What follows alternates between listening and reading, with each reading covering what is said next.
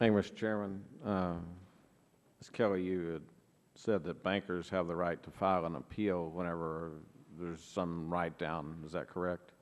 If they choose to do that, If they absolutely. choose to do that, does the borrower have that same right? Because I find that the banks are more than willing to comply because they're pretty much afraid of the regulators, so they comply. But does the borrower have the right to make an appeal when you do that? To the OCC? To anybody? Can they appeal to God even? Do you have a process for them to appeal? Because I think that's where the pressure comes in the situation. I assume that's a no. They would, I mean, we have a consumer complaint department that they could go. How strong is it? Can the Consumer Complaint Department overturn the regulator? But the bank makes the decision about whether or not to make the No, the loan. I regulator makes a understand. decision, and the bank says, yes, we're afraid of you, and we're going to do what you said. So does the borrower have the right to appeal your decision to you? I guess that's a no. But it's not my decision. I would follow up with Mr. Westmoreland's questions. Can I get a copy of the postmortem on Charter Bank in Albuquerque? I would like to see that. Is that information available to me? Your process, your demands? I would have to check with our attorneys about That's a formal request. I would like for you to check with your attorneys. Absolutely. Is that process transparent? That process of closing banks, is it transparent? What about the process? Is it transparent? Do you have it available to people? Is it something that you're proud of? Is this something that you would share readily? I don't understand what you mean by process, if you could clarify for that. The process of closing a bank. The decision to The close it? decision and the process. Well, our enforcement actions are public. Is that transparent? If they're public. Then why do you have a gag order on Mr. Wertheim and all the charter board members? Why did you come in and threaten him that if he did not sign a gag order, that you were going to prosecute him? Why do you have a gag order on a simple closing of a bank? I would like an answer to that also. I'll have to follow up. I would with like you an on answer that. to that in writing. And I will have to follow up with you on Thank that. you. Mr.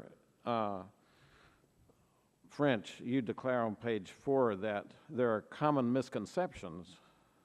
One is the regulators require the write-downs of loans to creditworthy borrowers. If I provide you if I provide you 3 people that say that their creditworthy loan was written down because of a regulator, will you retract your statement publicly that it's a misconception? I guess we'd have to see what your... No, I'm asking if I bring them to you and I provide them to you to talk to you, will you recant this testimony? Because I don't think it's a misconception. I believe that there are write-downs. I don't think those groups of 3 states of Indian hotel owners came and asked me to meet with them in El Paso, Texas, a year ago to complain that they had never missed a payment, and yet somebody had caused their loans to be written down. I don't think they were misleading me, not every single one of them. I mean, my understanding, sir, is that there could be situations, for example, where there's a project, lending project, maybe the borrower, his tenants are behind on their rent. Every single one of them has... the borrower may come to the bank and say, I'm not going to be able to... Yeah, I find your comments to be quite hedging, much more hedging than your testimony here. I go on and read here, the agencies look to the ability of the borrower to repay. Now, what criteria do you use to determine if a loan is going to be repaid? That's a fact-specific and individual... Do you actually use that the payments are received on time and never missed? Is that one of the criteria, fact specifics? Of course, that's one of the major... And each one of these hotel owners had never missed a payment, and they were being asked to come up with $750,000 more capital for a $3 million hotel.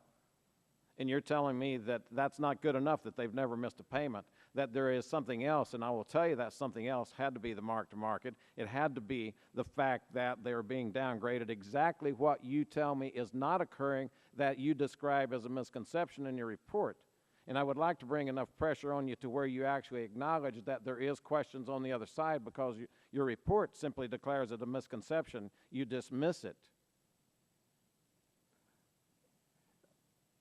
I'm certainly want to acknowledge the serious... You mean you've never heard one person tell you publicly or privately, personally, that their loan was written down? You've never heard that? I'm sure. Never.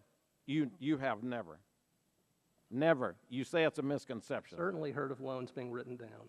But you don't believe them. It's a misconception. You declare it a misconception. I'd like to continue the discussion in my office someday if you get the chance. Thank you. Yield back, Mr. Chairman. The gentleman's time has expired.